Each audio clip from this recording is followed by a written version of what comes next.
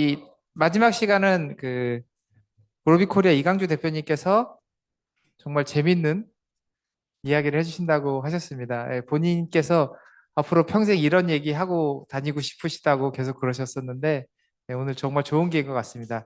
예, 이강주 대표님 박수로 맞이해 주시기 바랍니다. 네, 반갑습니다. 저는 세일즈에 대해서 한번 여러분하고 이야기를 나누고 싶어요.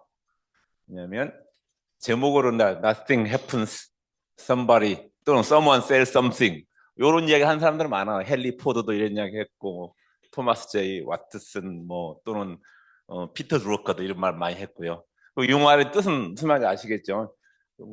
세일즈가 얼마나 중요한지를 말하는 거거든요. 어떤 일이 발생하려면 누군가가 뭔가를 팔아야 된다. 그렇죠? 모든 기업의 목표도 세일즈고. 근데 전통적으로 세일즈 하면 느낌이 어떠세요? 여러분 세일즈맨 되세요 하면 기분이 별로 안 좋죠. 전통적으로 미국에 조사를 해보니까 미국 부모들도 자식을 대학까지 보내는데 어디 가서 IBM 세일즈 됐습니다 하면 별로 안 좋아한대요. 제 경험이 그랬어요. 근데 나중에 나오겠습니다. 서울대에서 박사를 받고 미국 유학 가서 포다가 와서 교수를 될 줄 알고 딱 생각했는데 제가 세일즈 하기로 했습니다. 그랬더니 그때부터 우리 집에서 이야기를 안 해. 그런 세일즈가 얼마나 중요한가에 대해서 이야기를 해보고 우리가 세일즈맨이 되든 안 되든 무슨 일을 하든 그게 세일즈가 우리에게 어떤 영향을 끼치고 또 세일즈가 이게 우리 삶과 진짜 밀접하게 관계되어 있구나. 특별히 세일즈에 관련된 여러 스킬들이 일상생활에 밀접하게 관련되어 있구나. 그걸 이제 강조하고 여러분들에게 이제 지금 한참 공부하시고 또 앞으로 사회에 진출 앞두시고 계신 분들에게 이런 관점을 하나 드리고 싶었어요.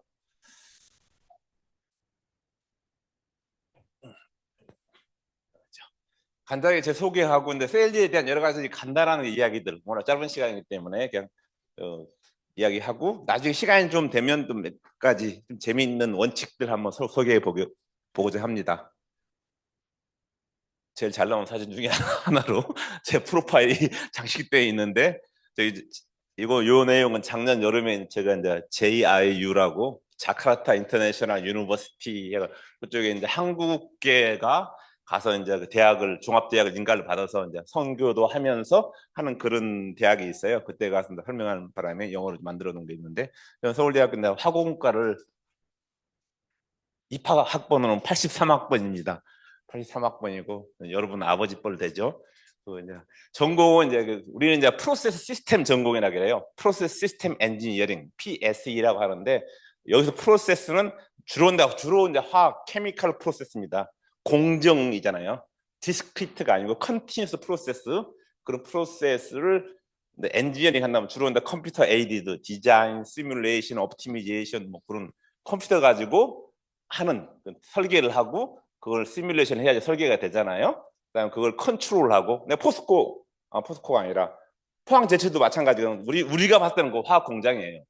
내용은 그 쇠물을 다루고 있지만은 그래서 그런 걸 어떻게 컨트롤 해야 되잖아. 그다음에 옵티마이제이션 해야 되고 가장 최적의 에너지라든가 최적의 어떤 자원을 투입해서 최적의 결과를 내야 되죠. 저런 일을 계속 해왔습니다. 저희 고객은 대부분이 오일앤가스, 정유회사, 석유회사, 화학회사 그런 회사들이 대부분 저희 고객이었습니다. 왜냐하면 그 당시에는 엑슨모빌이 1등이었잖아요. 글로벌하게 엑슨모빌이 1등 시총 지금은 애플이 1등이지만 다 대부분의 석유 회사들이 1등이었죠. 그리고요 그룹이는 아까 소개했습니다만 2년 반 됐습니다. 2022년도 8월에 그룹에 들어왔고요. 아주 운이 좋았죠. 저는 다른 일을 하고 싶었는데 그룹이가 불러서 그룹이가 뭔지도 모르고 인터넷 쳐보고 그룹이 괜찮네 하고 그룹이 사람을 뽑는데요. 이제 조금 제가 아는 분이 사람을 소개시켜 달래요. 한국에 링크드인으로 연락이 왔어요. 그래서 그룹이 모르겠는데 쳐보니까 재밌는 회사예요. 내가 하면 안 되겠니? 그랬더니 why not? 그래서 여러분은 링크드인을 꼭 해야 돼요. 알았죠? 물론 그 아는 분이었지만은 이렇게 그룹이 오게 됐고요. 그다음에 이제 개인적으로는 저는 이제 서울에 있는 목동에 있는 그 지구촌 교회라고 거기 장로입니다. 네, 이건 질문이에요. 원래 이제 가서 이제 상을 주려고 뭐 했는데 상이 없는데, 제가 이제 한 30년 되잖아요. 31년, 2년 경력이 되는데, 제 비즈니스 카드에 그 로고, 회사 로고가 있잖아요. 그게 몇 개나 되겠는지 알아맞혀 보세요. 빨리 한번. 몇 개. 로고가 그 밖에 나가잖아요. 비즈니스 카드에 회사 이름이 5개? 10개? 20개? 30년 했다면 보통은 저의 그 평상시 지로는 5년을 넘으면 안 된다. 한 회사에서 5년을 넘었다는 것은 내가 성장 못 한다는 거다. 5년 이내에 딴 데 리크루트를 당해야 된다. 그게 목표였어요. 여러분도 그런 목표를 가지고 그래서 이제 이거 제일 처음에는 한국 회사에 갔어요. 아주 조그만, 왜냐하면 이 회사가 그 당시에는 한국 소프트 지금도 없어요. 프로세스 인더스트리는 한국 국산 소프트웨어는 없는데, 그때도 유명한 해외 소프트웨어들을 그 들여와서 소개하고 파는 회사였거든요. 요새 이 회사를 들어가게 됐고, 좀 있다가 이제 여러 가지 마찰로 인해서 딴 데로 옮겼고요. AA 테크놀로지 영국 회사입니다. 여기 배터리 만들어서 LG 화학이 이때부터 배터리를 샀죠. AA에서 원천 기술을. 하이프로텍이라는 캐나다 회사, 아스펜텍 지금도 유명한데 미국에 있는 석유화학 쪽의 소프트웨어 회사, 하니웰 근무했고요. 그다음에 인벤시스라고 영국 회사고요. 슈나이더는 프랑스 회사고요. 아비바는 영국 회사입니다. 그리고 거꾸로 마지막으로 은퇴를 할까 했는데 그룹에서 불러줘서 또 왔습니다. 그래서 여기 한 31년, 2년 되고요. 시간이라는 거 알겠죠? X축. Y축은 뭐겠어요? 내가 정확하게 표시는 안 했지만 대강 스케일로 표시했습니다. 대강. Y축은 뭘 같아요? 예? 예? 연봉. 연봉. 연봉입니다. 연봉. 9개고요. 로고가. 이게. 그러니까 지금은 제가 해피하겠어요? 안 하겠어요? 조금 작은데 하는 일이 거의 없다 보니까 너무 기쁘다 이거죠. 요때가 떨어졌고요. 한일이 짠 회사예요. 근데 요때 떨어진 이유가 있어요. 요때 이제 우리 집에서 지금도 생각나는데 2008년이었는데 차를 한 대 팔아야 되겠다. 우리 가정 회의를 했어요. 도저히 연봉이 안 늘면 안 된대. 1억 얼마밖에 안 된대. 요걸 살 수 있을까? 2008년 이야기입니다. 그래서 차를 한 대 팔았어요. 가족 회의를 해서.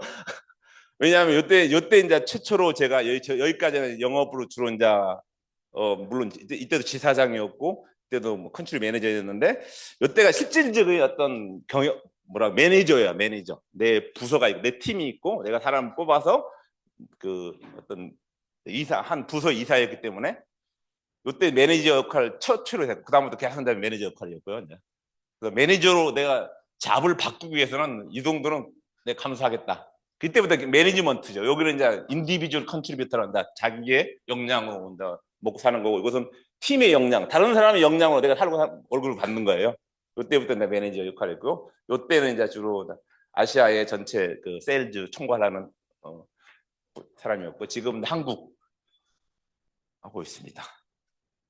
요걸 말씀드리는 이유는 아까 말씀드렸듯이 여러분이 어떤 회사를 가면 오래 버티면 안 돼요. 요즘 그런 게 능력이 아닙니다, 절대. 왜냐면 가만히 있으면 절대 3% 이상의 월급이 올라가지 않아요. 옮긴다? 그러면 시작이 한 20, 30%는 시작한단 말이죠. 이렇게 점프, 20, 30% 점프 한다는 거죠. 왜? 리크루트를 당해야 되니까. 그래서 리크루트 당하는 사람이 되려면 계속 오래 있으면 안 된다.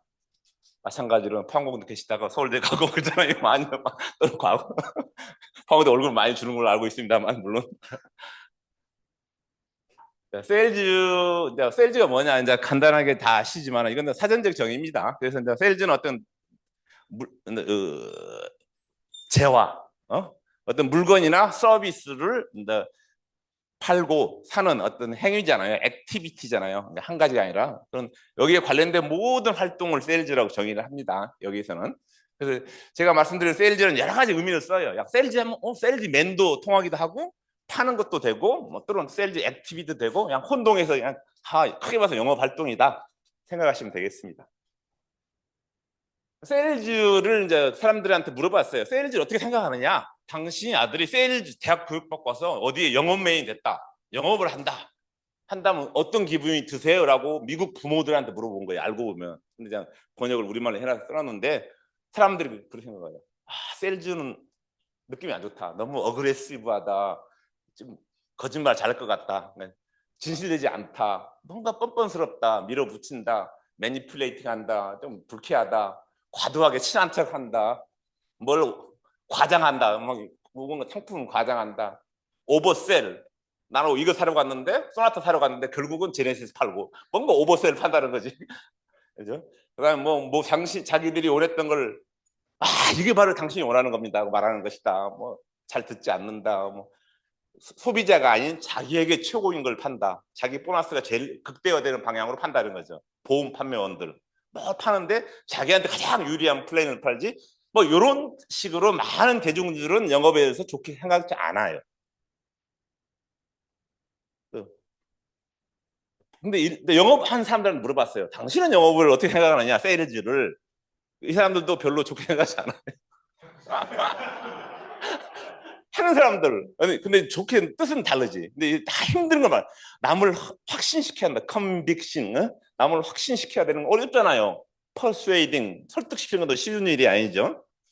그다음에 뭔가 남한테 뭔가 내가 원하는 걸 남에게 하도록 해야 된다. 포싱 해야 된다. 뭐 그런 것들 다 힘들다고 느끼는 거예요. 정신적으로. 집요해야 된다. 막 끈기가 있어야 된다. 오브젝션 핸들링 반대하잖아. 싫어요. 그런 것들 다 극복해야 되는 거다. 뭘 포기하기 전에 최소한 노를 5번 들어야 된다. 안 삽니다. 안 삽니다. 안 삽니다. 5번 정도는 듣고 나서 포기한다. 전반적으로 보면 세일즈 힘든 직업이다 라고 고백하는 거예요. 세일즈맨들이. 이해되시죠? 그러니까 우리가 관심을 갖는 게 여기에요. 성공한 사람들, 엑스퍼트들, 전문가들, 어떤 수준을 다 오르는 사람들, 회사 사장들이 생각하는 세일즈를 어떻게 생각하냐. 이게 우리는 관심 있는 거잖아요. 이분들이 어떻게 생각하는 세일즈를. 세일즈가 뭡니까? 이거 사람 대 사람 관계입니다. 그렇게 말하는 쭉 원래 사람들이 있는데 제가 생각했습니다. 어떤 변화의 과정입니다. 체인지 프로세스입니다. 세일즈는. 저는 이 말을 엄청 좋아하는데 체인지 프로세스. 그다음에 제품 서비스를 고객의 필요와 연결하는 거다. 이건 뭐 말 그대로죠. 누군가를 도와주는 거다. 저 엄청 좋아하는 용어고요. 저희 회사가 첫 번째 회사 이름이 에이드 코퍼레이션입니다. 근데 고객이 만족이 나의 기쁨입니다. 그 로고도 제가 만드는 슬로건도 너무 촌스럽지만 맞는 말이거든요. 남의 만족, 고객의 만족이 나의 기쁨이다. 그러니까 누군가를 도와주는 것들. 실제로는 세일즈를 판매가 아니라 커스터머 석세스 컨설턴트다. 요즘 그 이런 거창한 말도 써요. 누군가 성공을 도와주는 사람이다. 영향력을 의미한다. 이거 커런시인데 이제 그 관계라는 통화를 거래하는 거다. 뭐 말이 어렵죠. 요건 아주 말 그대로고요. 고객의 목표를 달성하게 해주고 니즈를 해결해주고 필요를 충족한다. 이거 종이 그대로요. 이런 게 이제 세일즈다. 그리고 도와주는 아트 오브 헬핑이다. 극단적으로는 이 세상의 모든 건 세일즈다. 그리고 모든 사람들, 여러분, 모든 사람들이 결국 세일즈 활동을 한다. 이런 것들이 보는 거예요. 이렇게 봤을 때 보면은 다 좋은 말들이잖아. 그러니까 대부분 성공한 사람들, 기업에 크게 성공한 사람들은 세일즈를 중요하게 생각하는 거예요. 그게 꼭 필요하다 생각하는 거고, 또 인생 자체가, 또는 모든 사람이 세일즈다. 이런 거에서 저희들이 이제 아까 힌트를 얻을 수 있죠. 세일즈 역사는 뭐 간단히 넘어가겠습니다. 왜냐하면 이건 우리나라 역사가 아니기 때문에 쳐보니까 우리나라의 역사는 뭐 삼국시대에도 그런 경시 시장이 열리고 막 했대요. 우리나라 역사는 주로 아니기 때문에 또 옛날부터 뭐 이런 시장이 이스탄불 뭐 옛날부터 이런 시장 거래가 있었겠죠. 그렇지만 결국은 근본적으로 여기서 말하는 것은 전문 세일즈맨이 없어. 이 당시에는 잉여 제품을 교환하는 것들 뭐 그런 거에 좀 주로 이제 역사가 시작됐지만 실제로 이제 세일즈맨이 등장하게 된 거는 풀타임으로 그것도 세일즈만 하는 사람이 나타나게 된 거는 얼마 오래가 안 됐대요. 이 사람들이 하는 일들은 나중에는 이제 이런 판매하고 대금 회수와 역할을 구분하기도 하고 주로 대량 생산 시대에 이제 산업혁명이 일어나 차를 만들으니까 예전에는 세일즈를 하니까 차를 많이 파니까 차가 더 많이 만들어지더래요. 세일즈 능력에 따라서. 그래서 이런 거 세일즈가 필요하구나. 그다음에 점점 세일즈만 하게 되다 보니까 세일즈 가르칠 필요가 있다는 거죠. 옛날 문물 교환은 안 가르쳐도 돼요. 서로가 그 니즈만 맞으면 서로가 문물 교환이 되잖아요. 1900, 하여튼 18세기 정도, 19세기 초까지 보면 이제 이런 보험업계 쪽에서 특별히 이제 이런 개념이 나왔대요. 그냥 용어만, 지금도 용어를 씁니다. 세일즈 두 종류가 있다. 파밍이 있고 하나는 헌팅이 있다. 파밍은 뭐냐면 이미 가두리입니다. 이미 자기가 알고 있는 고객한테 계속 돈을 수금하는 방법. 사냥꾼 새로운 고객을 자꾸 발굴하는 방법. 지금도 세일즈가 두 가지로 나눠집니다. 이거는 어카운트 매니지먼트라고 그러고 현재 어카운트를 관리하는 거예요. 그분들이 배신하지 않도록 계속 관리하는 거고, 이것은 새로운 고객을 발굴하는 거고, 이 두 가지 종류가 다르죠. 이렇게 이제 분업화가 됐고, 20세기 초까지 들어와서 이제 이게 하나의 미국에서 희대의 사건이 발생했다고 나오더라고요. 미국 이민자들이, 중국 이민자들이 미국에 많이 들어와서 서부 시대에 후에도 이제 그 철도를 건설하고 또 이 사람들이 많이 들어오다 보니까 중국에서 많이 들어온 게 뱀 오일, 진짜로나 있나 봐요. 스네이크 오일, 뱀 기름이지. 뱀 기름이 만병통치약으로 동양에서 온 신비한 뱀 기름 있는데 먹어도 낫고 뭐 발라도 낫고 그렇게 아주 오버셀링을 했대요. 이 뉴스가 나온 거랍니다. 이게 클락 스탠리라는 사람이 희대의 사기를 쳤나 봐요. 이거 가지고요. 요런 이것도 전문 세일즈맨들이에요. 이런 역사가 있다가 24년은 IBM이 나타나면서 IBM이 고학력 대학 졸업자들을 훈련시켜서 세일즈맨 내보내기 시작했어요. 이때는 전문 세일즈가 나오기 시작한 거죠. 그다음에 1925년 36년대에 유명한, 지금도 뭐 서점 가면 유명 데일 캐네기라고 이런 사람이 인간관계론이라든가 몇 개 유명한 저서들 고전이 있거든요. 이때 나온 거 뭐냐면 세일즈가 이건 어떤 심리학을 기반으로 두고 있다. 그래서 이거 심리학적인 분석이 들어갑니다. 왜 사람이 팔고 사고 왜 안 사고 하는 것들이 심리학적 분석을 해야 된다. 점점 이게 약간 학문이 도입되기 시작하고, 그 다음엔 이곳은 원래는 세일즈는 선천적으로 세일즈 잘하는 사람이 있는 줄 알았어요. 말 잘하고 뻔뻔스럽고 뭐 하여튼 남대문 우리 시장꾼 있잖아요. 그런 것처럼 뭔가 있는 줄 알았더니 알고 봤더니 그게 아니고 세일즈는 공부를 해야 된다. 그 공부를 해서 배워야지만 되는 거라고 이제 이때부터 방법론이 나오기 시작합니다. 그 방법론이 가르치기 시작하고요. 이 방법을 가르쳐야지만이 많은 세일즈맨들을 밖으로 내보낼 수 있잖아요. 전문적인 세일즈 시대가 왔기 때문에. 그래서 이제 이런 것들이 해서 1980년대에 뭐 여러 가지 방법론이 많은데 여러분 요것만 알아도 괜찮아요. 스핀 셀링이라고 네일 레크햄이라는 사람이 아주 유명한 분인데 솔루션 세일즈의 아주 대표적인 방법을 개발했어요. 그래서 여러분이 지금 세일즈라고 하면 종류가 많잖아요. 그래서 제가 말하는 세일즈는 나중에 이제 뭐냐면 눈에 안 보이는 거, 인텐지블을 파는 걸 말하는 거 일반적으로. 근데 보이는 제품은 크게 세일즈라고 우리가 세일즈는 세일즈만 주로 그런 방법이 필요 없어요. 그것들은 주로 이제 제품이 좋으면 사는 거거든요. 싸고 좋으면. 눈에 안 보이는 게 뭐냐면 우리가 하는 일이에요. 옵티마이제이션이 눈에 보입니까? 구로비가 눈에 보이나요? 구로비를 사세요. 우리 아무것도 안 줘요. 어떤 분들이 실제 제가 영업을 하니까 구로비 어떻게 줄 겁니까? 다운 받으세요. 그러거든요. 심지어 CD를 안 줘. CD도 아무것도 안 주면서 우리 돈만 받고 다운 받으세요. 다운 어떻게 받아요? 등록해서 받으세요. 어떻게 받아요? 가보면 알아요. 그런 끝이야. 근데 그걸 팔려면 얼마나 힘들겠어요. 보이지 않는 거, 인텐지블. 그게 이제 세일즈 정의예요. 일반적으로 다 그러는 회사들이에요. 모든 우리가 말하는 IT 회사들은 안 보이는 걸 파는 회사지 보이는 건 하나도 없어요. 핸드폰은 달라. 보이잖아요. 좀 다른 거지만 일반적인 세일즈는 우리가 말하는 전문 세일즈랑은 안 보이는 걸. 솔루션을 파는 거. 솔루션은 안 보이거든요. 저게. 약간은 보이는 것도 있지만 대부분 큰 개념을 팔거든요. 고객 밸류를. 이 사람들이 이제 스핀이 약자가 뭐냐면 이 방법론이 80년대 지금까지 2000년대까지 핵심을 이루고 있어요. 여기에는 수많은 아류가 있는데 핵심을 이루는 방법이 지금도 뭐 여전히 이 정도 하면 뭐 베스트 세일즈맨 중에 한 명이죠. 고객을 만나서 질문을 합니다. 상황이 어떠십니까? 질문을 해서 질문을 해야지 알아낼 수 있잖아요. 의사가 환자 질문하는 거 똑같아요. 상황을 알아야 되잖아요. 뭐 무슨 상황인지, 에너지가 많이 쓰는지 적게 쓰는지, 경쟁 상대는 어쩐지, 왜 저희를 불러 세일즈를 아니 뭔가 새로 솔루션을 도입하려고 하는지 상황을 판단한 다음에 또 상황뿐만 아니라 실제로 문제를 드러내야 돼요. 그 회사에 문제가 뭐가 있구나. 그리고 어떤 최적화되지 않는 어떤 결정으로 인해서 에너지를 낭비하고 있구나, 자원을 낭비하고 있구나, 여러 가지를 알아내야 되잖아요. 그 고객이 쉽게 이걸 털어놓지 않아요. 이런 것들을 절대 안 털어놓습니다. 그래서 질문을 잘하게 된다 그러죠. 오픈 엔디드 퀘스천으로 질문을 하고 그다음에 이런 문제가 결국 이 문제가 생겼다는 것은 결국 윗선으로 또는 돈으로 뭔가 복잡성을 의미하잖아. 이걸로 인해서 우리는 경쟁력이 떨어집니다. 이걸로 인해서 우리는 뭐 생산이 뭐 어떤 효율이 떨어지고 있습니다. 이걸로 인해서 마켓을 잃고 있습니다. 이걸로 인해서 에너지를 많이 씁니다. 어떤 복잡한 문제가 숨어 있다는 그걸 알아내는 거예요. 질문을 통해서. 또 질문을 또 해 마지막에. 질문을 통해서 고객이 스스로, 이 말이 어렵더라고요. need pay off. 근데 이제 어떤 고객의 필요성, 니즈를 자기 말로 제가 고객이라면 내가 생각하기는 나는 이런 필요성이 있는데 이런 기능이 되는 어떤 제품이 있고 그런 솔루션이 있다면 제가 봤을 때는 제 문제 해결됩니다라고 고객이 고백을 하는 단계까지 가야 돼요.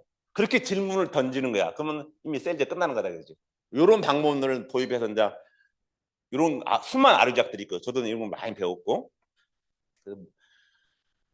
그 다음에 이런 세일즈 기법이 이것뿐만 아니라 대표적으로 스핀 방법을 통해서 개발이 됐고 요 유명한 사람이 나와요. 아론 로스라는. 이 사람이 2011년 정도에 원래 salesforce.com 혹시 아시나요? salesforce.com이 엄청나게 세일즈 분야에 그 세일즈 CRM 소프트웨어 가지고 전 세계에 뭐 엄청난 영향력을 끼치고 있고 가장 일하기 좋은 회사 중에 한 회사일 거래요. salesforce.com이 엄청난 회사가 됐어요. 이 사람이 이제 salesforce.com 작은 회사일 때 거기에 근무를 했어요. 그때 자기가 개발한 방법론이 있었고 그 책을 써가지고 그 회사를 1억 달러 정도 작은 회사를 바로 그 매출을 올렸고 이 책을 나중에 집필을 했고요. 이 사람이 뭘 개발했냐면 세일즈가 롤이 있더라. 지금까지는 어카운트 매니지먼트라고 해서 어떤 어카운트를 담당하는 사람이 어카운트는 한 나라일 수도 있고요. 한 지역일 수도 있고 한 회사일 수도 있어요. 저는 공식적으로는 코리아 어카운트 디렉터예요. 코리아라는 어카운트를 관리하는 거예요. 예를 들어서 회사 커지면 코리아 안에 동부, 남부, 서부 또는 뭐 IT 그룹 또는 은행 뭐 여러 개 나눌 수 있겠지만 지금은 그걸 다 어카운트라고 그러고 이런 어카운트 매니저가 주로 어떤 계약 클로징이라는 계약을 하는 사람이라는 뜻이거든요. 딜 클로징하는 사람. 요거에 하나만 있었던 게 전통적이에요. 아까 보험업계는 요거를 두 개를 나눈 거죠. 요걸 기존 고객이냐, 뭐 새로운 고객이냐. 그렇지만 기본 이런 구조 이 사람이 이걸 도입했습니다. 콜드콜 2.0이라는 개념을 도입해가지고 회사를 세일스포스를 엄청나게 회사를 키워버렸어요. 그래서 지금은 대부분의 IT 회사는 이 방법론을 따라갑니다. 저희 회사도 한 2, 3년 전부터 이 방법 따라가냐고 좀 가랭이가 찢어지고 있어요. 사람을 막 뽑아대요. 요게 뭐냐면 콜드콜 2.0. 콜드콜이 뭔지 알죠? 전화 받는 거예요. 여러분들 이상 010 뭐죠? 뭐 1600 뭐 전화 오면 뭐 보험업계잖아. 뭐 보험 파르는 사람들. 그런 사람들 콜드콜입니다. 그분들이 하는 거는 콜드콜 1.0. 콜드콜은 그냥 모르는 사람만 전화하는 거예요. 1.0은 그냥 모르는 사람 무작정 하는 거고 콜드콜 2.0은 좀 다르죠. 여러 가지 기본적인 데이터를 가지고 있고 이 방법을 통해서 무조건 전화를 한 거예요. 우리가 세일즈포스닷컴이라는 그런 소프트웨어를 만들었는데 CRM, 커스터머 릴레이션십 매니지먼트라는 소프트웨어를 만들었는데 세일즈 팀이 세일즈 메인 5명이 있는 회사를 나열해보자 하니까 미국에 그런 회사가 뭐 몇십만 개 될 거 아니에요. 그럼 하루에 100개씩 전화하라는 거야. 사람 뽑아가지고 너는 그냥 100개씩 이걸로 전화해라. 딱 그 프롬프트가 있어요. 안녕하세요. 좀 세일스포스 뭐 닷컴에 전화드렸습니까? 제가 알기로는 당신 회사에 뭐 세일즈맨이 몇 명이 있는 걸로 아는데 이런 문제가 있죠. 예. 어쩌고저쩌고 우리는 이런 회사에 이런 제품을 가지고 있어서 여러분 세일스맨들이 포캐스트하는 여러 가지 자료를 한눈에 볼 수 있고 어쩌고저쩌고 쭉 한단 말이에요. 한번 시연을 해볼까요? 응답률 몇 프로냐? 2%? 1%? 그게 하루에 100개씩 하는 거니 하루에 100개. 하루에 하나씩만 건지면 돼. 그러면 그걸 딱 응답하면 세일즈맨이 딱 가서 데모 보이고 계약하고 데모 보이고 그 확률이 엄청나게 좋아가지고 막 그냥 바로 1억 달러 했다는 거 아닙니까? 요즘 요구하는 사람들이 엄청 많아졌어요. 이걸 스마트하게 하는 사람들이다. 하여튼 요 개념을 개발하는 사람이 요거고. 그래서 이제 결론적으로 뭐냐면 세일즈가 방법론도 증가했고 롤도 막 분화되면서 점점 이런 거의 발전하고 있다. 그다음에 2015년 이후로 이제 대표적으로 말씀드리는 게 CRM 해가지고 가장 유명한 제품이 salesforce.com이에요. SFTC라고 그러는데 salesforce.com. 그래서 엄청난 회사가 됐습니다. 이제. 그래서 CRM은 Customer Relationship Management니까 고객 관리예요. 결국은 고객 관리. 고객이 누가 있고 그 사람들이 언제 계약을 했고 언제 리뉴얼 할 거고 계약이 언제 끝나니까 언제 전화하세요. 거기 안에는 CEO부터 누구 사람들의 이름이 그걸 다 써놓고 있고 그런 걸 관리하고 있는 소프트웨어예요. 그러다 보니까 매니지먼트들은 이 소프트웨어만 클라우드에 돌아갑니다. 클라우드 딱 보면 지금 누구 세일즈맨 이름 치면 그 사람이 지금 이번 분기 얼마쯤 할 수 있겠구나. 작년은 얼마 했구나. 한눈에 보이는 거예요. 이렇게. 올해 우리 회사 전체적인 예상은 매출이 한 10% 늘겠구나. 그럼 그거에 따라서 투자도 하고 뭐 하여튼 여러 가지 기본적인 거죠. CDP라는 것은 다 커스터머 데이터 플랫폼이라고 요건 이제 개별화 시킨 거고요. 이런 거 하는 그 스타트업도 많더라고요. 백화점 같은 쿠팡 같은데 이런 거 엄청나죠. 그 사람은 내가 행동을 알고 있어. 내가 구매 패턴을 알고 있고 막 뒤져가지고 여러 SNS라든가 각종 블로그를 뒤져가지고 이 사람이 어떤 글을 쓰고 어떤 성향인지를 다 파악을 해. 거기에 맞도록 이제 세일즈를 하는 거죠. 이런 오토메이션 툴들이 개발이 많이 됐죠. 그래서 결국 이제 세일즈맨이 해야 될 일이 복잡해진 거예요. 옛날에 물건만 잘 팔면 됐는데 지금은 물건도 잘 팔아야 되고 서비스도 팔든지 물건을 팔든지 해야 되고 뭘 해야 되냐 이런 툴들도 잘 써야 돼요. 그래서 이런 게 이제 세일즈맨들이 이제 할 일이 된 거고요. 이제 여기서 이제 세일즈 방법론은 퀵클리 넘어갈게요. 보면 이제 세일즈 방법론이 뭐냐면 세일즈를 하는데 사람들을 가르쳐야 될 거 아닙니까? 어떻게 해야 되는지. 그래서 방법론이 약간 여러 가지 나왔는데 특별히 이제 탁월한 소질이 필요하냐? 이게 이미 증명이 됐습니다. 소질이 필요 없다. 우리가 이제 내향적, 외향적 봤더니 의외로 외향적이 성공하는 경우가 많아요. 훨씬 잘 분석을 하기 때문에 세일즈도 마찬가지고요. 그다음에 대부분의 교육과 훈련으로 다 커버가 된다. 이게 배우면 할 수 있다는 겁니다. 탁월한 소질이 필요하냐? 근데 이제 탁월한 소질이 아니라 저는 탁월한 소질이 필요하다기보다는 많은 세일즈 방법론은 과학으로 발전한 게 아니라 세일즈를 잘하는 사람들을 모니터링 해보고 분석해보니 여러 가지 인터뷰를 해보니 어떤 특징이 나온 거예요. 그 사람들이 어떤 특징을 가지고 그걸 정리한 게 다 세일즈 방법론들입니다. 그래서 이제 일반적으로 80대, 20대, 80% 20% 룰이 있잖아요. 대부분의 20% 사람들이 회사의 80% 수익을 가져온다. 요즘은 그게 더 심화됐대요. 어떤 자료에 의하면 되게 13%의 세일즈맨들이 그 회사의 80% 이상의 매출을 담당한다. 저 심화된 거예요. 그래서 이러한 13%가 된다. 되려면 어떻게 해야 되느냐? 대부분 교육받으면 된다 이거죠. 교육과 훈련으로. 여기서 한 가지 이제 그럼 엔지니어가 세일즈하고 엔지니어들이 세일즈한테 적합할까라고 물어보면 사람들이 예스 결론적으로는 엔지니어의 그 마인드가 세일즈 마인드가 똑같다. 어떤 면에서 문제를 풀려고 하는 데서 엔지니어는 전문 분야에서 왜 이런 일이 발생하고 어떻게 문제를 푸는가를 제시하는 사람들이다 이거죠. 그래서 엔지니어는 일반적으로 문제를 좋아해요. 문제를 풀어서 뭔가 해결을 하려고 하는 사람들. 세일즈도 뭐냐면 고객 문제를 파고들어가는 거거든요. 고객이 무슨 문제가 있는지를 물어보고 질문하고 파고들어서 그걸 해결을 제시한단 말이죠. 그래서 결론적으로 우리가 전혀 아닌 것처럼 보이잖아요. 문과 사람들이 말도 잘하고 뭔가 해서 세일즈 잘할 것 같다. 그게 아니고 일반적으로 봤더니 엔지니어들이 세일즈에 이런 전문적인 세일즈 적합하다. 왜 문제를 해결해 주니까. 세일즈 방법론은 노랑 마케팅 쭉 그냥 제목만 보고 넘어갈게요. 이건 트랜잭션이라는 거 뭐냐면 거래예요, 거래. 이런 것들은 남대문 시장에 이루어지는 거래죠. 거래라는 건 뭐냐면 다 누구든지 알고 있는 거예요. 뭔지. 아이고. 또 생필품 판매, 도소매 이런 업종은 그렇게 뭐 대단한 세일즈 기법이 필요 없어요. 어텐션 이게 이제 북치고 장구치는 거거든요. 근데 소라는 이렇게 해야 돼요. 시즐이라고 하는 것은 우리가 뭐죠 그거 스테이크를 구울 때 치익 하는 그 소리가 그거거든요. 스테이크를 팔지 말고 이 시즐링을 팔아라는 거예요. 이게 소리, 그 냄새, 그걸 팔아. 스테이크를 파는 게 아니고 그런 것처럼 뭔가 노이즈를 일으켜서 노이즈라기보다는 어텐션을 하도록 고객을 하게 해서 그 다음에 관심을 갖게 하고 그 사람들은 필요를 알아낸 다음에 팔아라. 뭐 그런 아주 전통적인 방법들이고요. 이런 건 대부분 전통적인 방법도 통합니다. 이건 특별한 방법이 필요한 게 아니고 우리가 말하는 건 이것보다 훨씬 어려운 거, 택티칼 방법들 이 정도만 잘해도 좋죠. 뭐 이거 뭐냐면 이제 테크니컬 사람들한테 우리 소프트의 기능은 이런 겁니다. 피처, 펑션들 사용자한테 이런 우리 소프트에 이런 펑션이 있습니다. 설명하고 매니저 레벨한테 이런 펑션 가지고 이런 장점이 있습니다. 위에 윗 레벨에 가서 이래서 이런 베네핏이 있습니다라고 말하는 것들. 이거 뭐 틀린 거 하나도 없어요. 하지만 요게 이제 너무 단순하고 실제로는 이것보다 훨씬 복잡하게 나가긴다 시작하거든요. 이런 것도 다 70년대 나왔던 방법들이고 요즘 이런 방법을 안 쓰고 90년대 이후 지금까지 쓰는 방법이 솔루션 세일즈라고 합니다.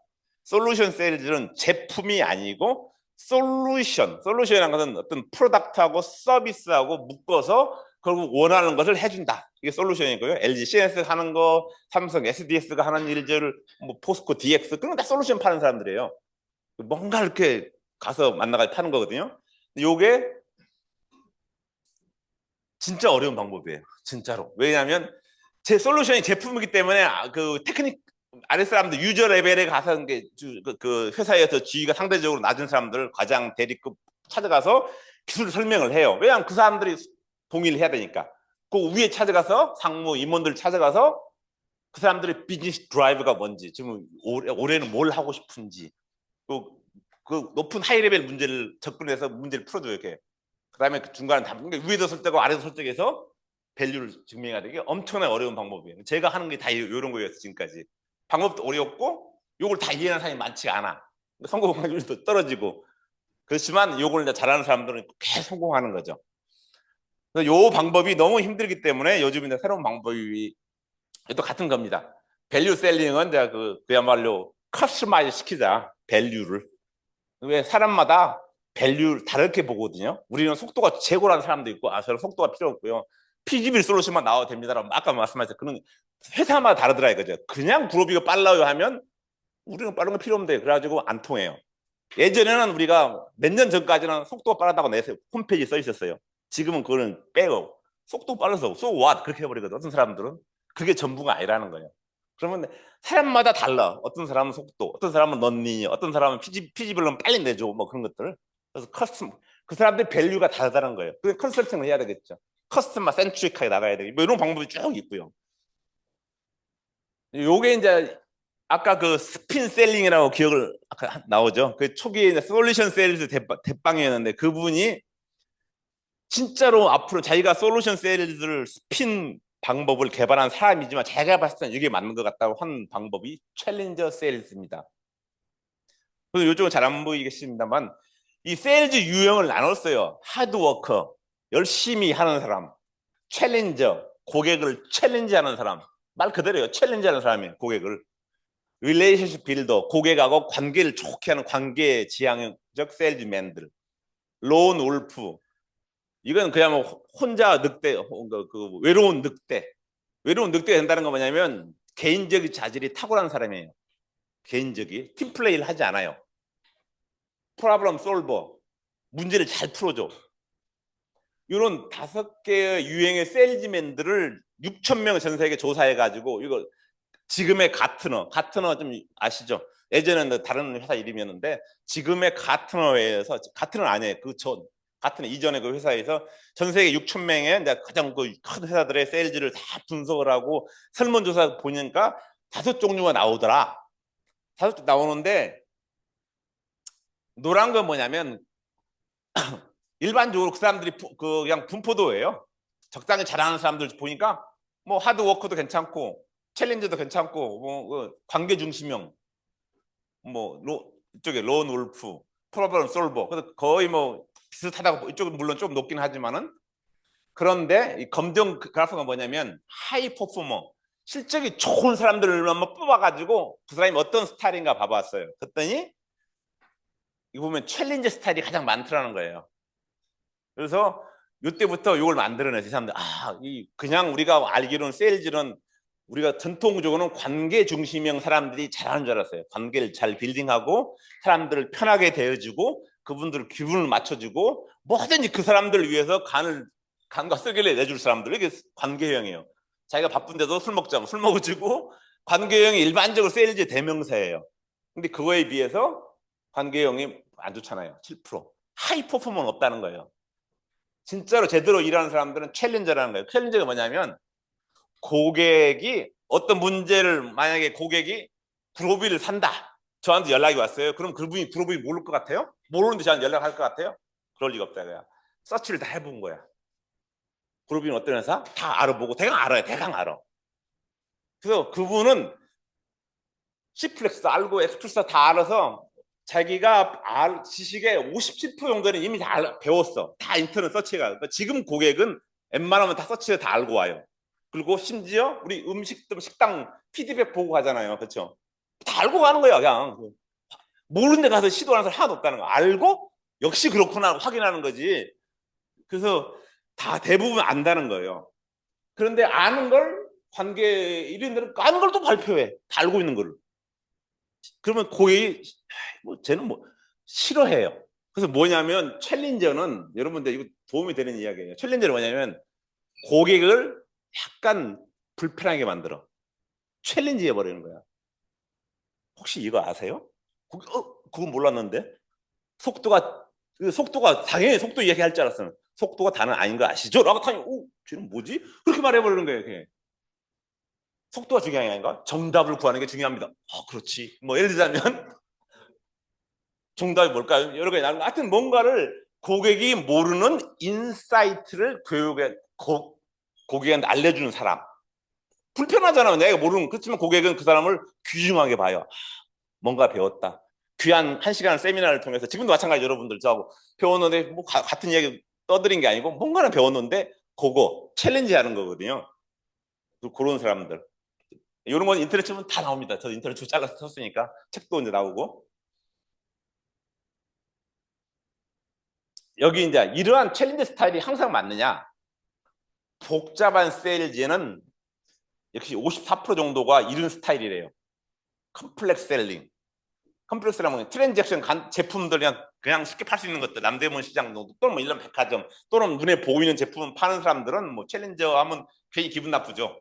뭘 챌린저하고 그래. 그냥 팔면 되지. 비슷해요. 이런 사람들은 관계형이 차라리 나올 수도 있고, 관계 여전히 안 좋은데요. 이쪽은 하드워커들, 열심히 일하는 사람들, 엑스트라 마일이라 그러죠. 좀 더 하는, 열심히 일하는 사람들이 역시 실적을 좋게 나눌 수 있고, 그렇지만 복잡한 문제, 복잡하게 이해가 안 되는 개념적인 세일즈를 하는 사람들은 이런 챌린지 스타일이 월등하게 더 퍼포먼스를 내더라.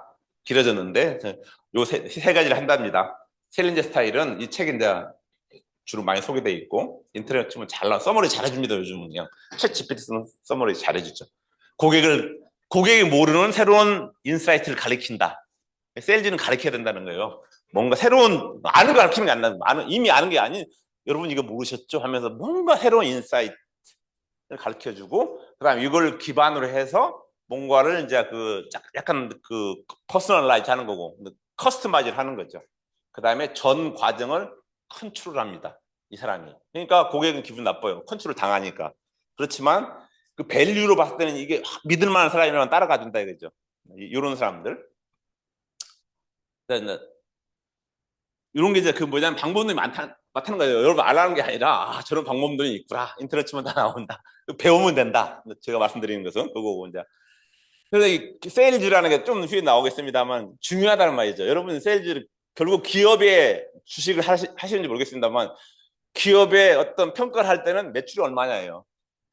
그렇죠? 특히 더 중요한 것은 영업이익이 얼마냐.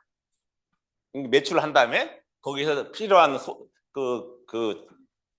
지출 뺀 다음에 실제 영업이익이 얼마냐. 그걸로 다 평가되는 거예요. 미리 안 나오더라도 그런 가능성이 높으면 당연히 주가는 선반영되니까 높겠지만 근본적으로는 하여튼 이익을 내야 되고 매출을 내면 끝나는 겁니다. 삼성이 안 좋은 이유는 매출이 안 나오는 거예요. 망하는 거예요. 아무 삼성 브랜드가 문제가 아니라 그러니까 매출이 중요한 겁니다. 그래서 이제 대학에서 이런 걸 중요한데 교육을 하느냐? 당연히 대학에서는 세일즈는 잘 안 가르칩니다. 국내에서는 제로고요. 세일즈를 가르치는 데가 포스코가 좀 처음으로 하고 있는 올해는. 그래서 왜냐하면 책에서 쉽게 배울 수가 없다는 거예요. 많은 세일즈가 실전 경험이 있는 교수님들은 다 세일즈 경험은 많지 않거든요. 다른 연구원이라든가 그런 실제로 그런 기술적 분야에서 많이 왔었고, 그다음 이거는 실제로 이제 행위 하는 거잖아요. 액팅이잖아요. 그냥 이론이 아니고 그런 게 실전에 배우는 경향이 많고, 그리고 또 쉽지가 않대요. 자기가 잘하는데 어떻게 잘하세요? 그럼 뭔가 가르치기 쉽지 않다. 뭐 그런 것들. 또 하나는 중요한 이유가 있습니다. 결국은 아까 그 심리학 분야라고 했는데 요즘은 이제 심리학뿐만 아니라 뇌과학, 우뇌 잔해 이야기도 하거든요. 사람이 왜 설득을 되고 왜 안 되고 하니까 우뇌 잔해까지 이해되고 여러 분야 관련돼 있어서 이걸 다 가르치기가 쉽지 않다. 뭐 그런 것까지 여러 가지. 그다음에 이제 제가 봤을 때 이게 가장 중요하죠. 대학들이 이 세일즈가 얼마나 학생들이 미래에 중요하다는 걸 간과하고 있다. 기술만 가르쳐 보냈더니 성공할 줄 알았더니 실패하더라. 기술 파는 기술을 뭐 안 배웠거든요. 기술을 팔아야 될 거 아니에요. 네, 그래서 이런 거 때문이지 아닐까라고 정리해 놓은 게 있었고요. 팩트가 미국에는 뭐 4,000개 이상이나 오늘 보니까 4,800개 이상의 4년제 뭐 전문대까지 포함해서 대학 중에 실제로는 뭐 130 몇 개인가? 하여튼 저는 5%를 알았는데 3에서 5% 정도 뭐 200개 대학 미만에서 세일즈 교육을 한대. 실제로 미국은 한다는 거예요. 그렇지만 여전히 비율은 낮고요. 그래서 졸업생의 50%는 원래는 처음이라고 하는데 하여튼 자기의 커리어의 50% 정도가 세일즈 관련된 일을 한대요. 기획도 세일즈예요. 뭐 마케팅, 기획, 판매 여러 가지 세일즈 관련된 일을 하고 있고, 그렇지 않은 것은 세일즈를 지원하는 부서에 있고, 다른 제품 지원하는 걸, 그러니까 대부분 직접적으로 50% 이상은 세일즈 관련된 일을 하더라. 그리고 또 하나 중요한 것은 세일즈 조직은 평균 이직률이 30%에 육박합니다. 뭐 러프하게 말해서는 3년 정도 좀 지나면 그 회사에 세일즈 팀이 하나도 안 남아 있는 거예요. 싹 바뀌어요. 이 말은 무슨 말이냐면 두 가지를 이야기하고 있어요. 세일즈가 어렵다? 그것도 이야기하고 있고, 또 하나는 적성이 안 맞는 거예요. 제대로 안 배워서.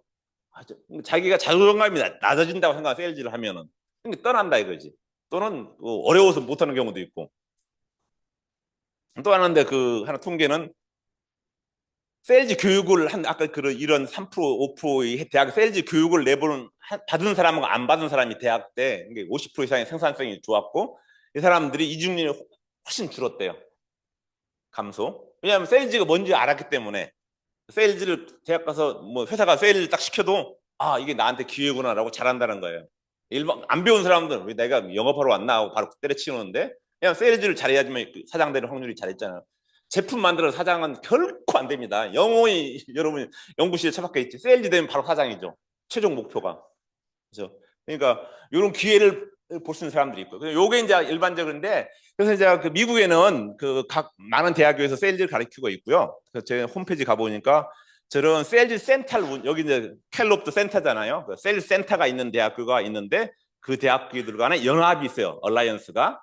여기 이제 멤버십을 가입해서 여러 가지 정보를 주고받고 하던데, 하는 일들이 이런 전문화 세일즈 교육도 하고 전담 교수도 있고 고급 세일즈 훈련도 하고, 그다음 이런 그 원투원 또는 뭐 그런 교수대 학생 비율이 아주 좋고요. 잘 가르쳐 준다. 실습한다.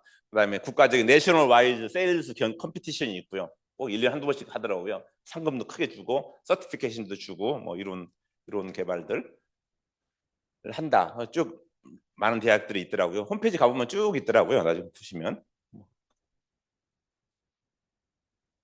요거는 조금 더 제가 약간 개인화된 겁니다. 그래서 이제 다시 서머를 다시 하면 세일즈가 왜 중요하냐, 다시 정리 들어가면 세일즈가 왜 중요하냐면 세일즈는 모든 경제의 중심입니다. 우리나라 국가가 왜 힘드냐, 매출이 없어 그래요.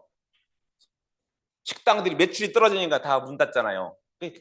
세일즈가 안 되면 나라가 망하는 거거든요. 우리도 수출도 해야 되고 또 내수도 살아야 되고 다 세일즈 이야기입니다. 경제의 핵심이고요. 그다음에 세일즈는 당연히 그 어떤 레베뉴를 소득을 만들어내고 있고요. 그다음에 이제 당연히 비즈니스 그로스, 세일즈가 성장하지 않으면 회사는 문 닫습니다. 아니면 현상 유지하든지. 많은 이런 아까 스타트업 이야기, 아까 그 컨설팅 이야기 물어봤죠. 구로비가 컨설팅 하느냐. 그 스타트업들이 할 문제점이 뭐냐면 스타트업들은 엔처의 제품을 아주 기가 막힌 걸 만들어냅니다. 만들어내는데 그 제품이 완벽하지가 않아요. 처음에는. 그러니까 뭘 하기 시작하느냐. 컨설팅을 시작해요. 처음부터 제품을 완벽하게 제품만 팔아야 되는데 작은 인원으로 컨설팅을 들어가요. 잘 생각해 보세요. 어느 분 떠오를 거예요. 들어가. 그럼 자기가 1년 동안 몸을 때워서 1억 벌고 나와. 2년, 3년 하면 매출 5억, 10억 하고 있는 거야. 제품을 10만 개, 20만 개, 100만 개 찍어내야 되는데 제품을 안 만들고 컨설팅을 하네요. 컨설팅은 함정입니다. 하면 안 돼요. 여러분도. 컨설팅 망하는 길이 바로 망하는 길이고 컨설팅 할 정도 제품이면 팔면 안 된다는 거야. 어째 제품이 컨설팅, 애플 컨설팅에서 팝니까? 약간 누르니까 막 되잖아요. 그래서 그런 제품을 만들었다는 건 벌써 뭔가 문제가 있다는 거예요. 그런 거는 컨설팅 업체한테 넘겨야 돼. 그래서 저도 초기에는 구로비 코리아를 할 때 컨설팅이 있어야 되겠다. 이거 어떻게 사람들한테 설명하고 풀어줘야 된다. 그랬더니 나중에 이유 바꿨어요. 한 명이 들어오면 그 사람은 1년에 3억, 2억, 3억 벌 거예요. 컨설팅으로. 10달 일하면 한 달에 3천만 원 받아가지고 1년에 3억 받으면 월급 2억 주고 뭐 주고 하면 남는 게 하나도 없어요. 두 번째 LG가 삼성 전화 오면 또 고용할 거예요. 박사급을 어디서 고용해? 한 개가 다 부딪혀요. 성장을 못해. 그러니까 그 중에 한 해라도 삐걱하면 사람 잘라야 돼. 박사를. 그럼 뭔가 망하는 거죠. 맞아. 제품을 잘 만들어야 됩니다. 그런데 그런 얘기 조금 다른 이야기지만 같은 거예요. 결국 영업이 제일 중요하다. 모든 비즈니스 펑션들 어드민, 마케팅, 커스터머 서비스, R&D 얘들이 하는 이유는 뭐냐면 세일즈를 잘 하려고 하는 거예요. 세일즈가 모든 게 중심입니다. 이해되시죠? 너? 자, 다시 이 말 제목으로 가볼게요. 이제 제목. 누군가 someone 또는 somebody인데 누군가 뭔가를 팔아야 되거든요. 질문 하나 해드릴게요. 세일즈는 언제 일어납니까? 1번 누가 팔 때, 2번 누가 살 때. 실질적으로는 누가 살 때 일어나잖아요. 그렇죠? 세일 조직이 아무리 큰 뭐에 아무도 안 사면 바로 망하는데. 그러니까 누가 살 때, 실제적으로는 바이라고 해야 되는데 누가 뭔가를 살 때 세일즈가 일어난 거고 그러면 돈이 들어온 거고 회사가 돌아가기 시작한다는 거죠. 이게. 그래서 이제 산다는 거예요. 그럼 더 중요한 질문 다음. 이 사람들은 왜 사느냐 이거죠. 왜 사느냐. 여러분이 막 컴퓨터를 살 필요도 있을 거고 어떤 거뭐좀 돈 여유가 있는 사람들은 이제 대학원 됐으니까 차가 필요하다. 차를 살 필요도 있을 거예요. 왜 필요하다 생각하세요, 그게? 그래서 이제 질문이 뭐냐면 변화 이야기. 이제는 컴퓨터 가지고 열심히 일하겠다. 이제는 차 타고 몰아다니면 열심히 내가 출퇴근해야 뭔가를 자기가 변화를 결심한 겁니다. 요게 세일즈의 핵심이라는 거예요. 세일즈는 다른 말로 말하면 누군가 뭔가를 살 때 발생하는데 그 사람은 왜 사느냐? 그 사람은 변화를 결심을 해야 되는 거예요. 이런 게 없은 게 어떤 사람이 아무 변화도 결심하지 않고 변화도 줄 수 없는 제품이란 말은 팔리지 않는다는 거예요. 결국 그렇죠? 그러니까 누군가가 누구에게 변화를 줘야 됩니다. 어떤 제품이라는 게. 그 사람이 그걸 보고 마음을 바꿔 먹어야 되겠다. 그럼 그때 팔리는 겁니다. 요게 이제 다른 말을 말하면 여기 다음 페이지 나오는데요. 이 말은 너무너무 제가 실감을 느끼고 있는데 Nothing happened until someone decided to make a change. 누군가가 변화하기로 마음을 먹지 않으면 아무것도 발생하지 않는다. 어떤 기업이 우리는 계속 수작업 할래? 어떤 사장이 됐어. 수작업 해. 그럼 옵티마이제이션은 결코 팔리지 않아요. 그렇죠? 수작업 하겠다는데 뭐 휴스틱으로 하겠다는데 뭐. 그래서 그 사장이 결심을 해야 돼요. 우리 이제 바꿔야 되겠어. 최저가 프로그램 도입해야 되겠어. 그 사람이 결심을 해야지만 최저가가 팔리거든요. 이때. 그래서 우리 셀즈맨이 할 일은 뭐냐면 이 변화를 시켜줘야 되니까 그게 너무 어려운 거지. 누구든지 변화는 싫어하잖아요. 그래서 셀즈가 어려운 거예요. 변화를 싫어해 그 사람들이. 그래서 셀즈가 어려운 게 여기에 나온 거고. 그러니까 변화를 해야지만이 여러분이 변화하려면 그 살을 깎는 고통이 있고 여러 사람들이 지금까지 했던 엑셀을 던져버리고 뭔가를 프로그램을 돌려야 되고 뭔가 해야 됩니다. 그게 훨씬 이익이 큽니다. 설득을 하는 사람이 있어야 되고 이런 변화를 억셉트 하면 그 회사는 최저가를 도입하기 시작하는 거죠. 그러면 셀즈가 늘기 시작하고 하여튼 그런 순순환이 되기를 바라는 거죠. 이런 것들은 하나씩 다 그냥 하나씩 여러분들의 영감을 주기 위해서 세일즈에 이제 필요한 기술들이 뭐냐? 근데 이런 것들이 전부 책이 몇 권씩 있겠죠. 뭐 일반 세일즈를 하려면은 커뮤니케이션을 해야 되잖아. 질문을 해야 되거든요. 잘 들어야 되거든요. 고객이 무슨 말을 하는지.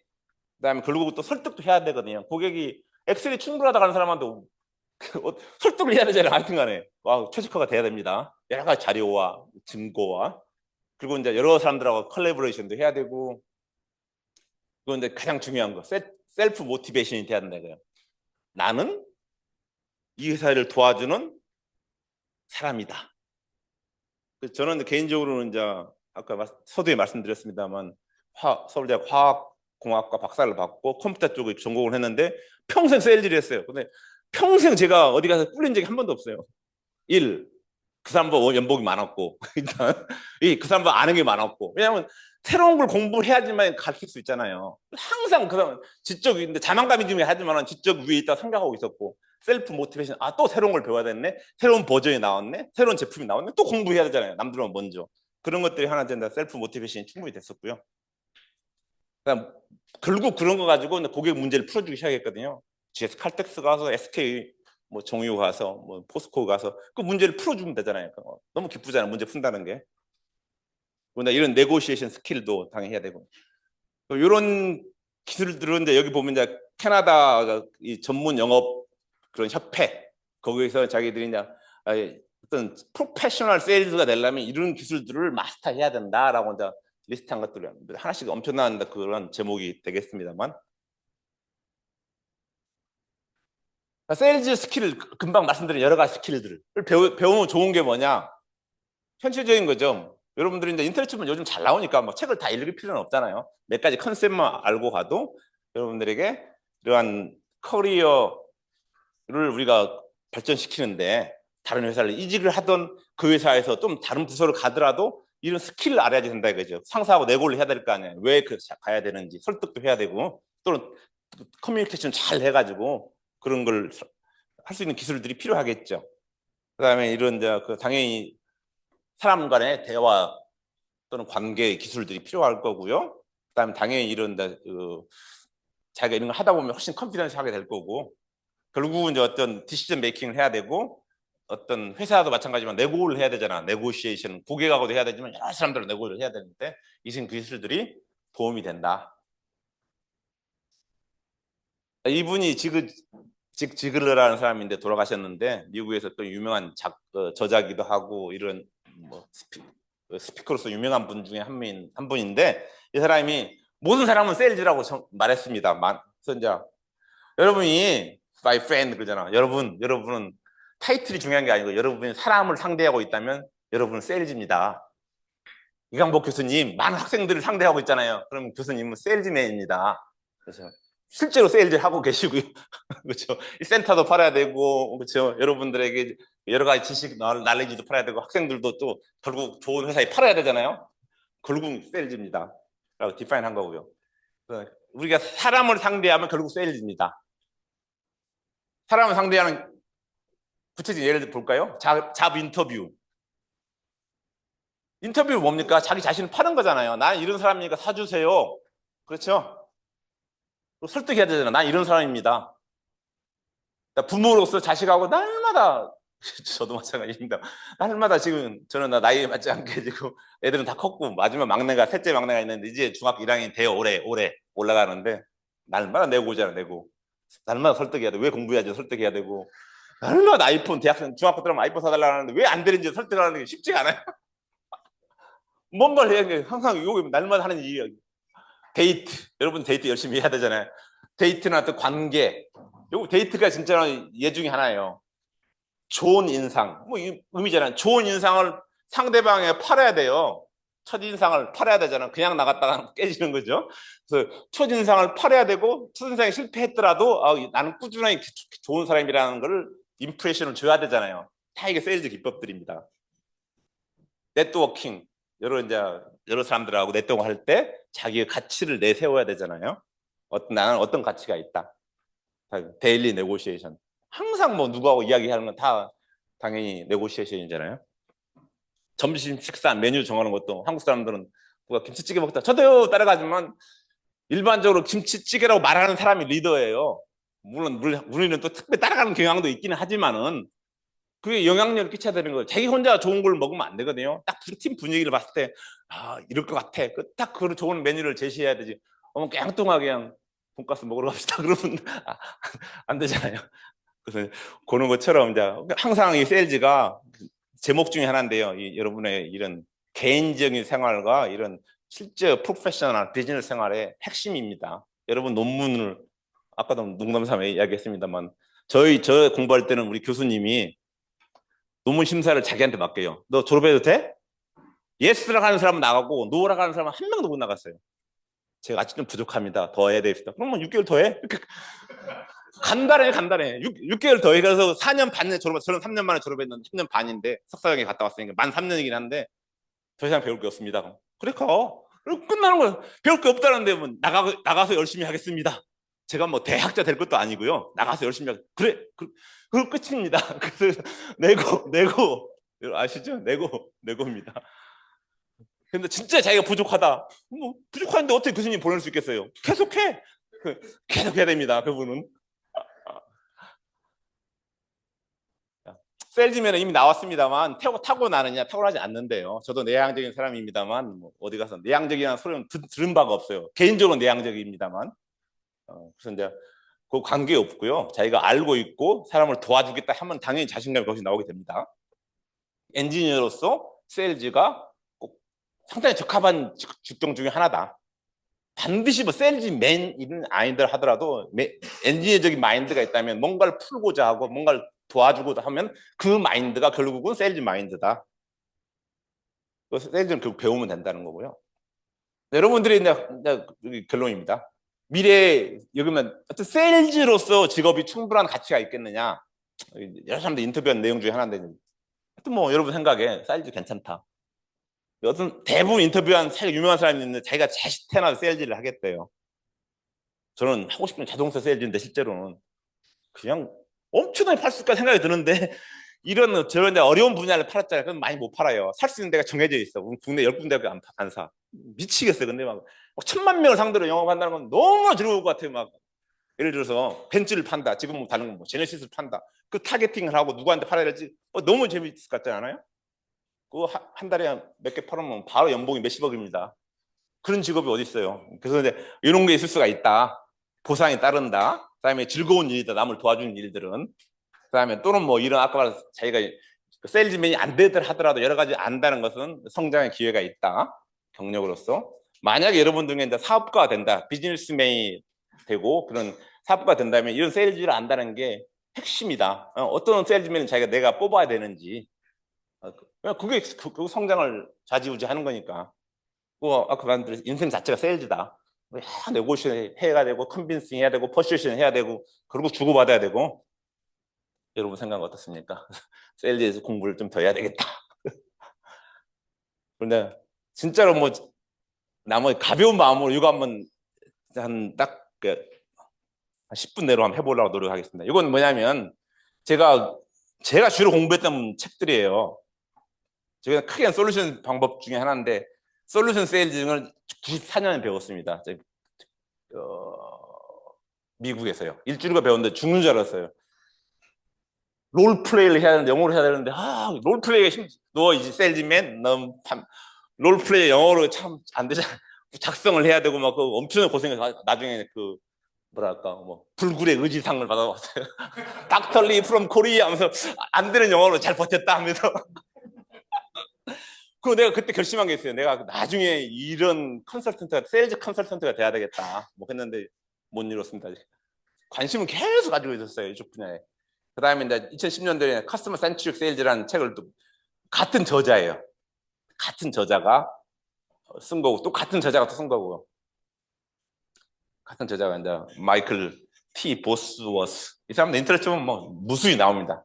이 사람이 말한 이 세 책에서 말한 어떤 핵심 원칙이 13가지가 있는데 요게 재미있어요. 그래서 그냥 빨리 소개해드리고 싶어가지고 첫 번째 원칙. 여러분이 언어를 잘해야 되는 거 아니에요. 여러분 영어로 좀 어렵죠. You are delegated to the people you sounds like. 근데 여러분이 보이는 것 같은 여러분 그 자신, 그 보이는 모양, 보이는 그 태도 있잖아. 뭐 그대로 여러분은 델리게이션 또는 뭐 인도된다 또는 그렇게 위임된다. 우리말로 말하면 딱 보이니까 경비원 같으면 경비원 안내되는 거고, 이 사람이 뭐좀 보여 그러면 우리 부장님 만나시러 가시죠.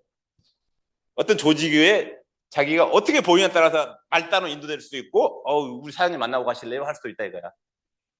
외모뿐만 아니라 말투, 쓰는 용어, 여러 가지 것들이.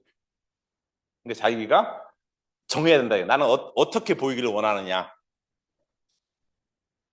두 번째는 뭐 이건 너무 쉬운 말이죠. 어떠한 걸 의사들이 쓰는 말이죠. 시간을 가지고 진단하라는 거. 논문도 마찬가지잖아. 진단을 좀 하고 조사를 한 다음에 해야 됩니다.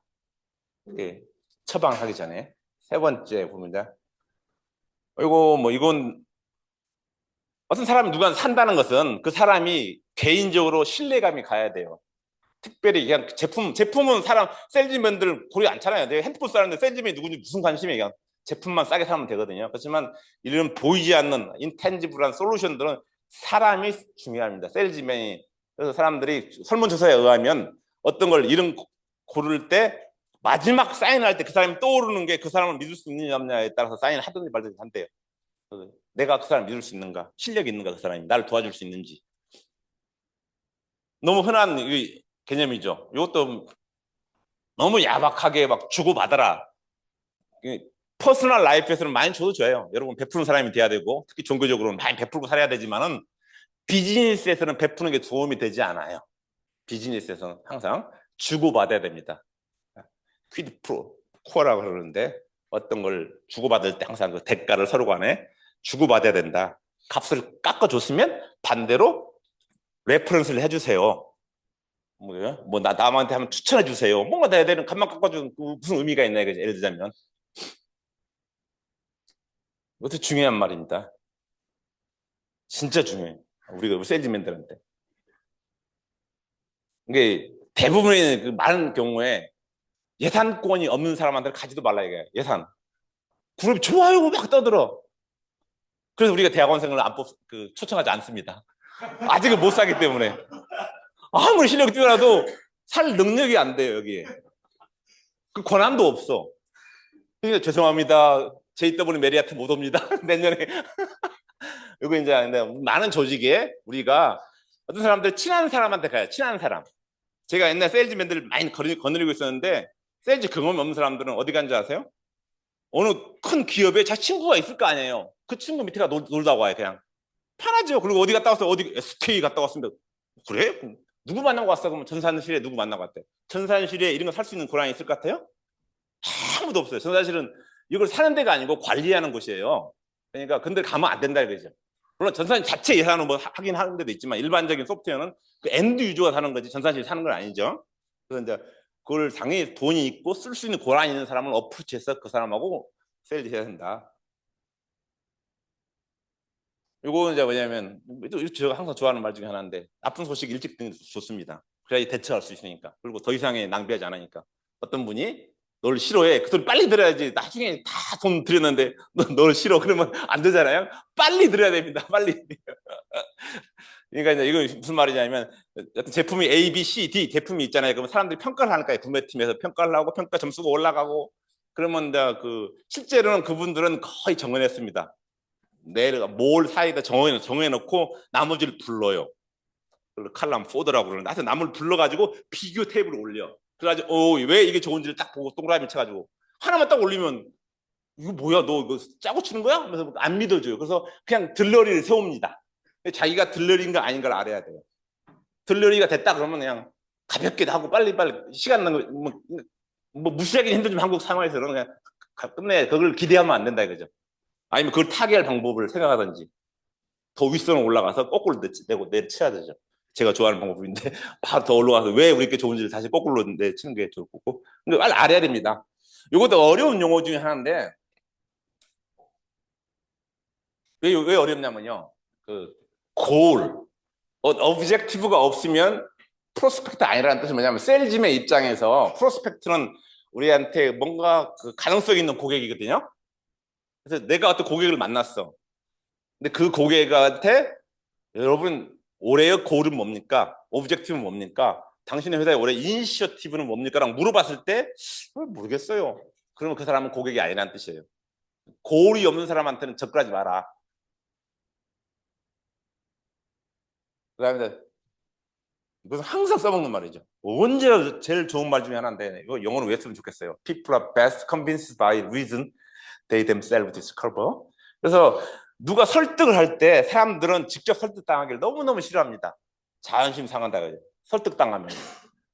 그래서 그 사람이 스스로 이 말이 맞는 말이라고 알 수 있도록 뭔가 힌트만 주고 끝내야 돼요. 그 사람이 찾아보고 책 보고 들어보니 역시 그룹이가 좋네 하면 그룹이 믿는 거예요. 셀즈맨이 그룹이 좋다면 절대 안 믿어요. 뭐냐면 누가 친구가 이야기해줘. 그룹에 관계없는 사람들이. 자기가 찾아봤어 자료를. 진짜로 이거 속도가 좋고 뭐 나와. 그러면 그때 자기가 확신이 든다는 겁니다. 그래서 우리는 이런 걸 장치를 놔야 돼요. 직접 설득하지 말고 장치를 놔서 친구도 마찬가지죠. 어떤 사람 그 친구 너무 좋은 친구라는 이야기를 들어야지 그걸 직접 자기 막 어떤 나타내려면 너무 가식적으로 보일 때가 있다는 거죠. 요건데 우리가 때때로 세일즈에서는 이런 룰이 있답니다. 18개월 룰, 1년 반. 새로운 세일즈가 되면은 막 그 회사의 제품도 배우고 뭐도 배우고 막 잔뜩 배워요. 그럼 계속 그 사람이 성장합니다. 1년 6개월쯤 되면 우리는 제가 1년 6개월 넘었는데 1년 6개월 되면 이제 나는 다 안다. 그룹이 다 안다 생각해서 더 이상 공부를 안 해요. 이 사람은. 더 이상 공부 안 하는 건 좋은데 고객을 무시하기 시작해요. 이제. 그래가지고 떨어져. 실적이 떨어진다는 거예요. 그래서 뭔가 아는 것은 잘못하면 에너미가 될 수 있다. 그래서 겸손한 자세, 항상 배우는 자세가 돼야 된다. 실제 참고사항 중에 하나는 이거래요. 더 이상 자기가 배울 게 없다 생각하면 그때부터 이야기를 잘하래요. 스토리텔링을 하는데 스토리텔링은 뭐냐면 주로 다른 사람 레퍼런스 스토리를 이야기해 주는 거예요. 이렇게 해서 계속 이걸 극복해 나가라. 이거 뭐 솔루션이라고 말하는 사람은 고객이다. 그렇죠. 근데 많은 경우에 파는 사람이 솔루션이라고 그래요. 그런 건 잘못됐다는 거예요. 고객이 이거 진짜로 내 문제를 풀었습니다라고 그 말을 고백이 나와야 돼. 아까 그 needs pay off라는 말하고 비슷한데 그래서 고객이 중요하다 이거죠. 우리가 솔루션을 만들었어요. 병원에 대해서 간호사 스케줄링하는 소프트웨어를 만들었어요. 내가 봐서 기가 막혀. 가져가서 아무도 안 사. 수간호사님이 보고 이야 이거 대단하네. 내가 고민한 건 다 됐네. 그러면 끝난 겁니다. 그럼 80% 성공한 거고 내가 생각할 때 막 프로그램을 기가 막히게 짜가지고 간호사 스케줄 짰어요. 그건 아직은 솔루션은 아니에요. 아직은 고객이 답을 해야 됩니다. 고객. 요 그림 제가 찾은 건데 맞는지 모르겠어요. 그래서 누군가가 우리가 어떤 차별화라고 그러잖아요. 차별화가 중요하거든요. 차별화를 항상 누구든 차별화를 해야 되지만 자기가 가치가 있잖아요. 차별화를 할 때 중요한 점은 하나는 먼저 자기가 차별당하기 전에 최소한 이퀄을 증명해야 돼요. 그래서 이제 최소한 어느 정도의 자기가 가치가 있고 자기가 충분히 믿을 만한 사람이 신뢰가 있다는 걸 보인 다음에 차별화를 이야기해야 된다 그죠. 처음부터 차별화하면 이상한 놈이네 그런다 그죠. 요것도 뭐 너무 잘 아시죠? 요건 다 잔해 운해에서 나오는 그 인지 뭐 논리 그런 쪽에 많이 나오거든요. 사람들은 결정이 이모셔널이냐 로직이냐. 그러니까 이런 거 우리가 무지 당합니다. 어떤 세일즈가 있는데 연락이 안 와요. 전화해 보면 죄송합니다. 다른 걸 결정했습니다. 그래요. 실례지만 왜 떨어진지 알 수 있을까요? 그럼 뭐라 그러게 해요? 어딨죠?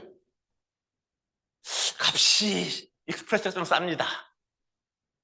1년에 100억 아끼는데 그 500만 원 비싸다고 안 사겠어요? 퀄리티, 뭐, 기능이 이게 하나가, 뭐, CP 기능이 없습니다. 뭐, C플렉스에. 뭔가 이런 걸로 이야기해요. 왜? 합리화시키. 그러면 우리가 아무 말도 못 하거든요. 실제적으로는 그게 아니고, 그쪽 세일즈맨이 아주 잘했던 거야. 괜히 마음에 들어. 요 이모셔널 결정을 하고 나서, 그걸 자기 이모셔널 결정을 했다고 말하는 사람이 있으면 아무도 없습니다. 로직으로 디파인 합니다. 그래서 이게 진짜 중요한 우리 심리 기제 중에 하나고요. 반드시 이렇지는 않지만은 많은 경우에 사람은 항상 이모셔널 결정을 먼저 한다. 딱 첫인상에 좋다. 근데 그 첫인상에 좋다지만 그거 알고 보니 다 좋더라 나온 거죠. 결국 결정은 첫인상 결정한 거예요. 이건 뭐 중요한 건 아닙니다. 그래서 이제 그 시간이 되면 끝내야 된다 이런 뜻이고요. 그래서 이제 원래는 이제 클로징이라는 건 세일즈에서는 마지막 계약을 한 걸 클로징이라고 하거든요. 근데 이제 많은 세일즈맨들 실제로 세일즈 매니저가 있고 그 위에 세일즈 대장들이 있잖아요. 그 사람들이 이번 분기 실적, 이번 달 실적, 뭐 올해 실적을 막 쪼아대니 또 세일즈맨들은 고객한테 가서 살려주십시오. 이번 달 계약해야 됩니다. 이번 분기 계약해야 됩니다. 막 부탁을 하는 거예요. 그 부탁을 받은 고객은 어떻겠어요?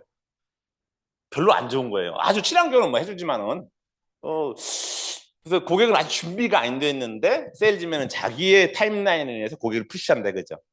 그건 좋지 않으니까 그건 내부둬라. 그렇지만 이건 실제로 대부분 세일즈는 어쩔 수 없이 빌죠. 깎아주겠습니다. 이렇게 오다 주세요. 하지만 일반적으로 이제 이건 좋은 방법은 아니다. 자연스럽게 고객들이 진짜 좋은 솔루션이구나 인정할 때까지 기다려줘라. 뭐 그런 뜻입니다.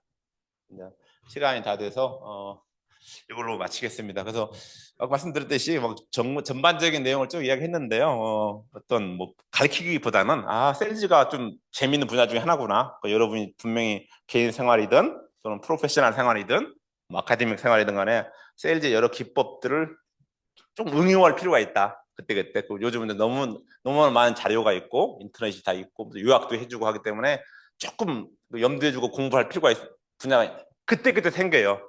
그때 찾아보시고 공부하시면 도움이 되실 것입니다. 감사합니다.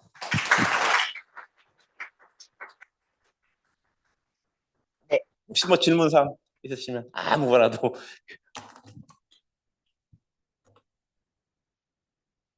세일즈맨 되고 싶은 사람 없죠?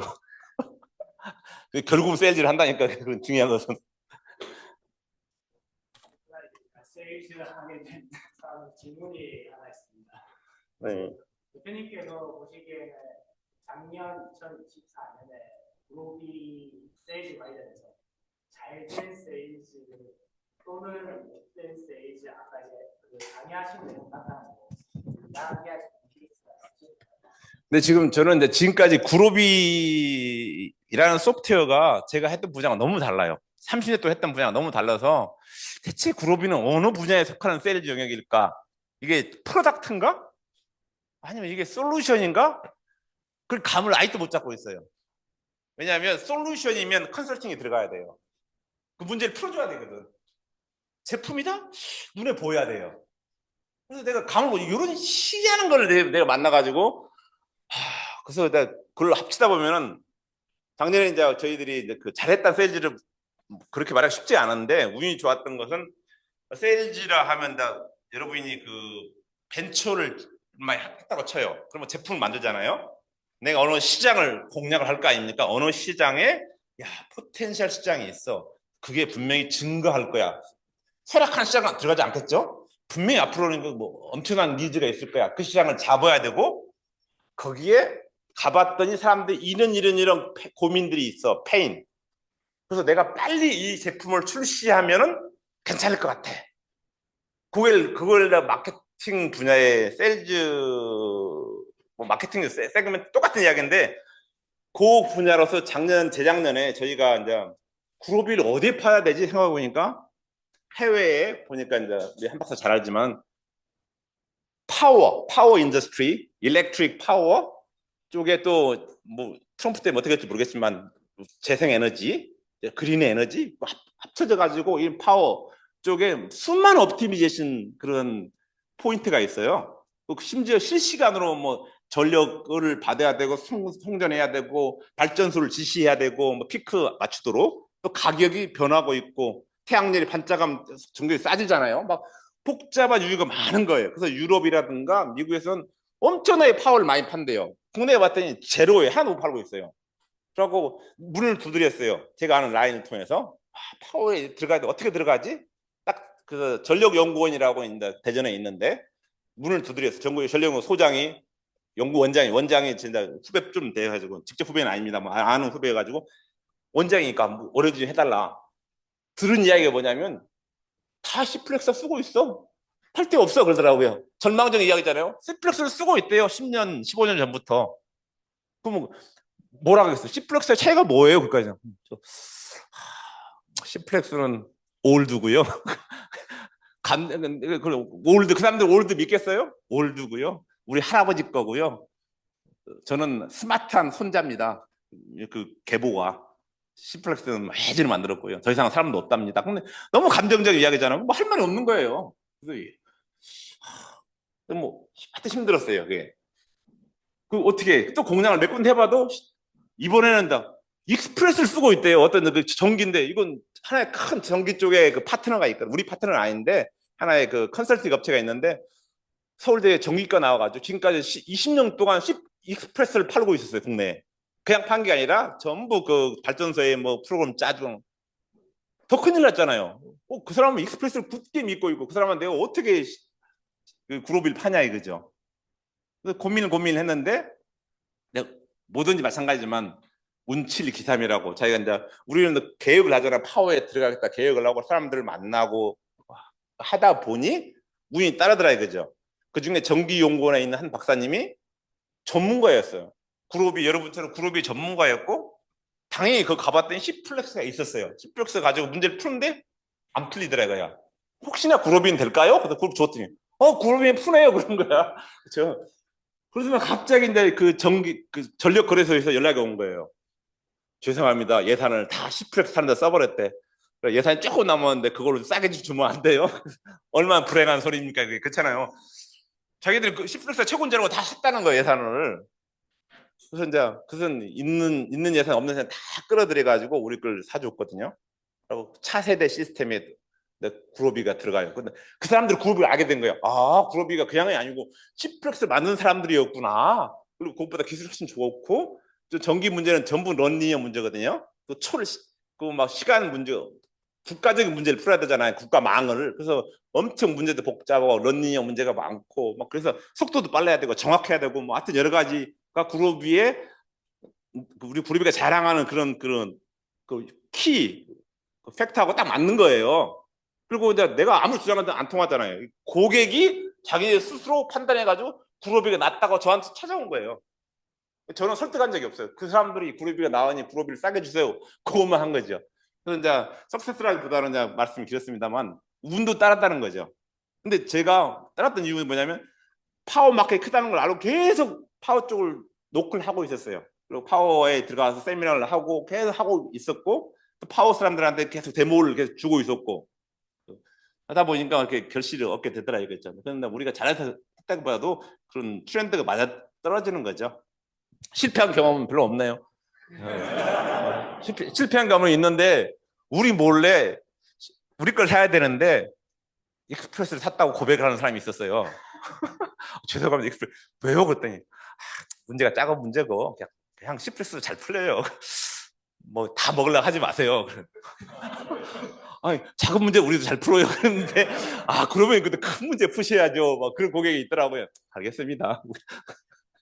중요한 건 그분이 그룹은 큰 문제는 잘 풀잖아요. 조그만 문제라서 그냥 익스프레스 썼대요. 기존은 뭐 고객이고 그래서 그것 못 팔아서 제가 서운하긴 한데 하여튼 뭐 세일즈 분야에서는 그 다이나믹스가 크고요. 근데 아까 말씀드렸듯이 저는 아직도 배우는 너무 재미있어요. 왜냐하면 제가 아직은 그로비가 어디 위치에 있는지 제가 개인적으로 못 잡고 있어요. 솔직히 이 솔루션이냐?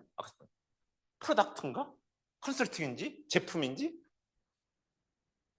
그룹이 깔라고 했더니 그룹이 안 깔. 쟤는 그룹이 딱 뜨면서 화면이 뜰 줄 알았으면 안 떠요. 아무것도 없잖아요. 깔았는지 말았는지 뭐야? API잖아. API. 깔았는지도 확인을 못 해봐요. 뭐 명령을 쳐봐야 알잖아요. 그러니까 이거 어떻게 해야지? 그게 이 고민이 그룹이가 앞으로 얼마나 성장하는데 직관돼 연결되어 있어요. 그룹이에 들어있는 그룹이가 이제 제가 봤을 때는 2세대가 아니라 새로운 이제 넥스트 제너레이션으로 발돋움 하려고 하고 있거든요. 그런데 올해 100밀리언이니까 2024년에 최초로 1억 달러를 돌파했습니다. 우리가 엄청나 큰 거예요. 100명, 100몇십 명이. 그래가지고 세일즈로서. 근데 그게 그 전까지는 아주 낮았어요. 왜 그렇게 되냐면 세일즈는 막 전리 비롯한 전 세계 세일즈를 막 뽑기 시작하고 지금까지는 기술자들만 있었어요. 기술만 가지고 뭐 알아서 하겠지. 뭐 사는 사람은 더 이상 안 사. 세일즈를 뽑기 시작하게 돼요. 세일즈는 근본적으로 고객 마켓이기 때문에 그 사람들이 자기가 마켓을 항상 늘리기 때문에 세일즈를 많이 뽑았고 전 세계적으로. 그다음에 이제 이 경영진들이 이제 고민을 하는 것 같아요. 이게 우리가 이 솔버냐 솔루션이냐. 그래서 뭔가 제 생각으로는 뭔가 지금 합병을 하려고 하고 있어요. 인수합병. 이 솔버하고 시너지를 낼 만한 게 뭘까? 어떤 플랫폼일까? 지금 답은 안 나왔어요. 플랫폼이라는 사람도 있고 플랫폼 인수한다면 거기다가 딱 솔버를 얹어놓으면 뭐 하지 않을까? 데이터 플랫폼이라든가 무슨 플랫폼 또는 뭐 어떤 특정한 업체 제일 많이 팔리는 소프트웨어를 인수해가지고 거기다 뭐 붙여버린다든가 뭐 그런 걸까? 아직 답을 모르겠어요. 저도 그래서 이제 저는 그에 관계없이 한국에서는 뭐 시간이 많이 갔습니다. 한국에서는 대학이 중요하다. 아까 봤죠? 대학 라이센스 1,600개, 1,700개 깔리고 있고 학생 뭐 하는 이메일 어드레스는 700명 이상의 이제 교수님께 포함해서 쓰고 있다. 그게 잠재력이다. 결국 2, 3년 후에 여러분들 다 나오시잖아요. 그분들이 이제 뭔가를 하게 돼 있고 각 분야에 퍼져 있고 상공과뿐만 아니라 전기과, 바이오 쪽에 전산과, 뭐 AI 쪽 하는 분들, 수학 쪽 여러 분야가 있거든요. 그래서 한국에서 이제 투자를 하고 있는데